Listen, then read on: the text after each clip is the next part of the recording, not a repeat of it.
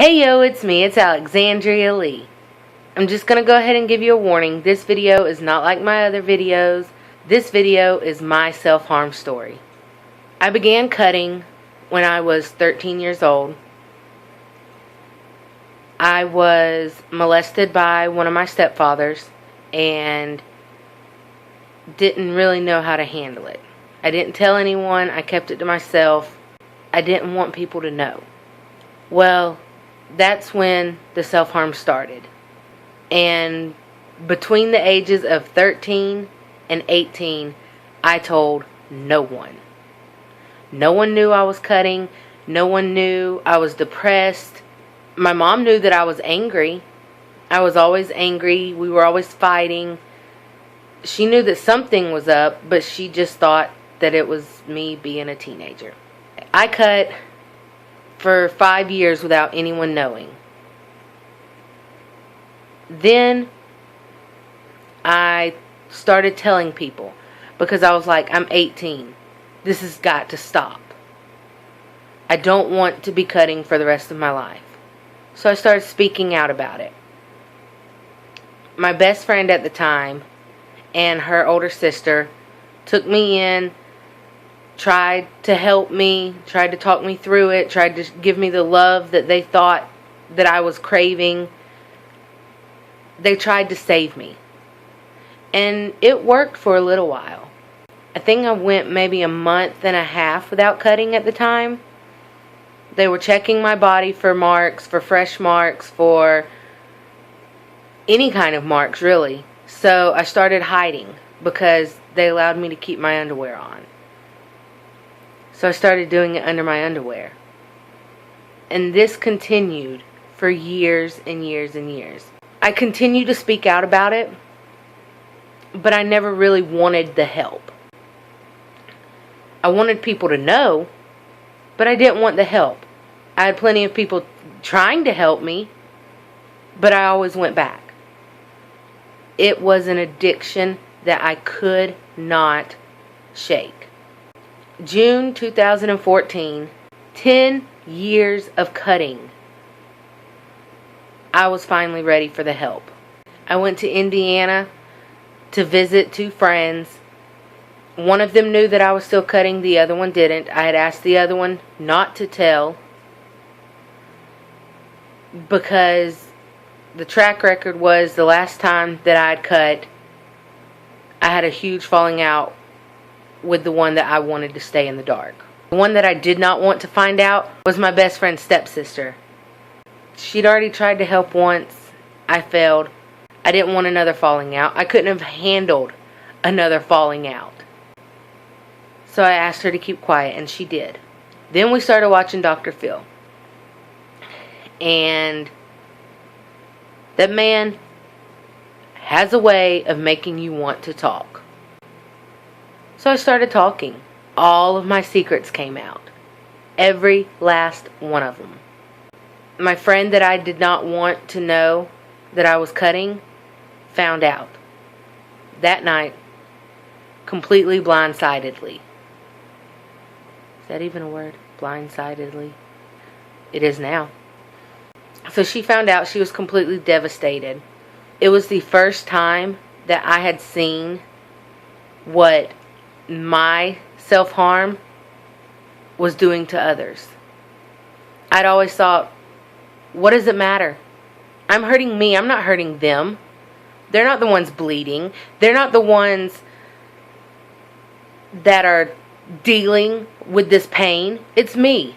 It's not them. So why are they claiming that they're hurt? I was confused. I had never seen someone care that much. That night, after we had all finished talking, I went down to the room to go to bed, and she came down. She busted through the door and told me that that conversation was not over and that we were going to continue to talk. And we did, until 4 in the morning. She talked me into moving up there with them and letting them kind of guide me in the right direction to give me a break from my life down in Georgia to save me. And up until that point, I didn't think I was worth saving. My confidence was the lowest that it had ever been in my life. I'm going to tell you guys what I told them. I wasn't doing it to die, but I didn't care if I did. I wasn't cutting to kill myself, but at that point, in June 2014, had I ended up killing myself, I wouldn't have cared. It was that bad. Fast forward 2 weeks, and I began my journey of being self-harm free. I wish I could say that it's been an easy journey, but it hasn't. I wish I could say that the urges are completely gone, but they're not. I wish I could say that I'm better, that I'm cured, but I'm not. I will probably never be cured. This will probably be something that sticks with me in the back of my mind for the rest of my life. And I'm okay with that, because I'm stronger than I was a year and a half ago. I am stronger than I have ever been in my entire life. That's a little bit of my self-harm journey. If you want to know more, ask. I will be more than happy to talk about it. I don't mind talking about it. I'm an open book when it comes to my self-harm journey. Now that you know my journey, let's talk about some of the things that have helped me along the way. There's this website, and even though I am an adult, I still go on it, and it is adolescentselfinjuryfoundation.com. The link will be in the description. They have a list of 146 things to do besides self-harm. Use this list. It is a game changer. Just to give you a couple of ideas,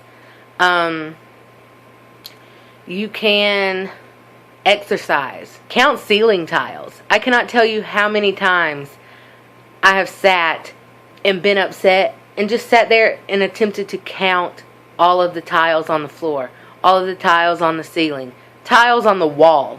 A lot of these things are taking up new hobbies like fencing, rock climbing, archery.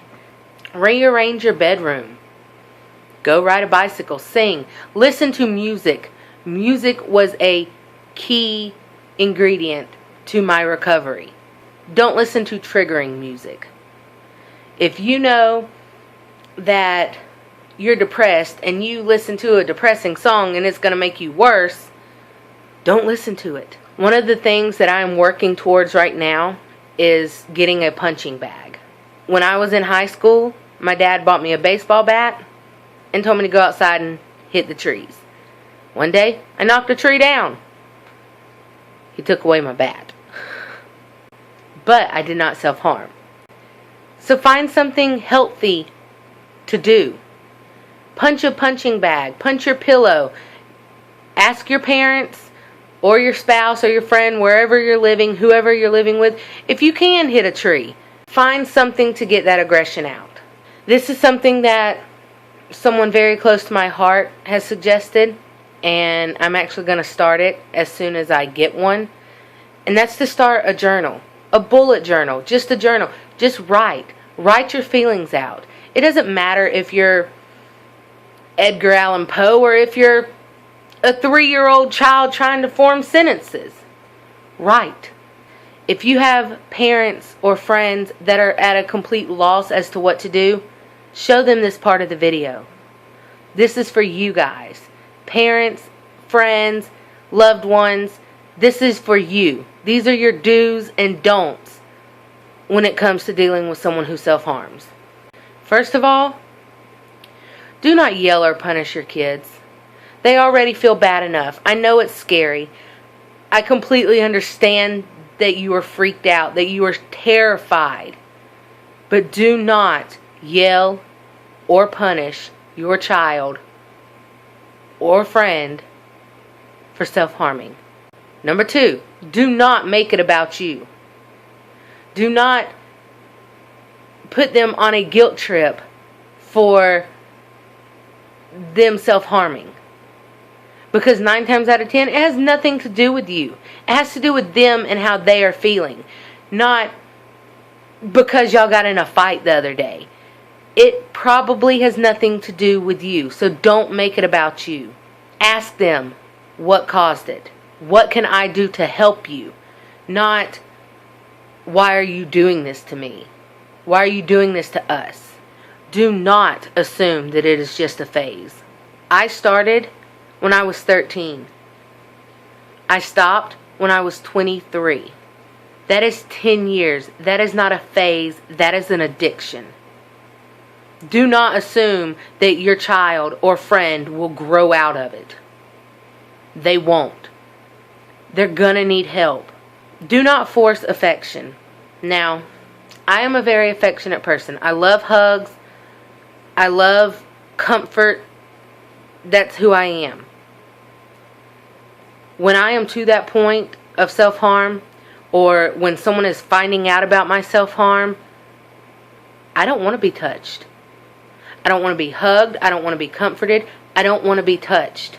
Do not force someone to hug you when they are talking to you about their self-harm.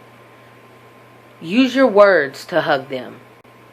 I am telling you right now, from experience, words are powerful.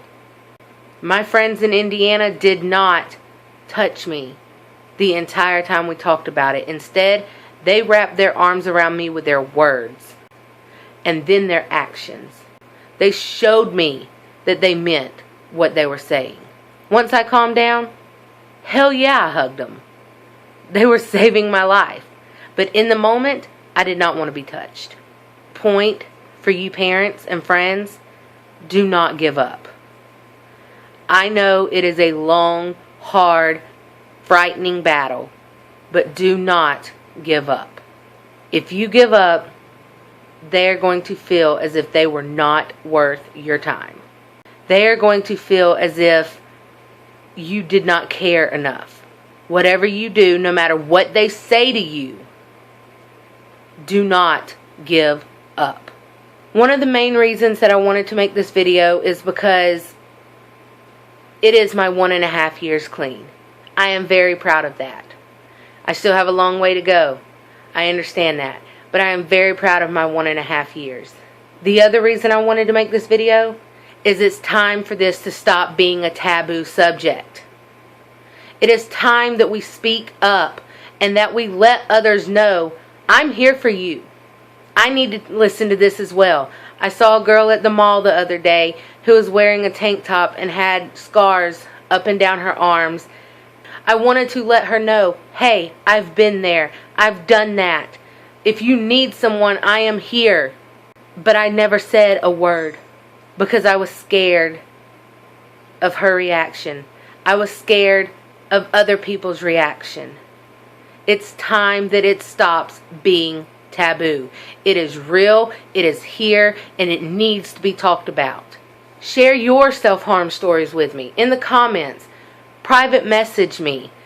I'll include my email down in the description. Write me.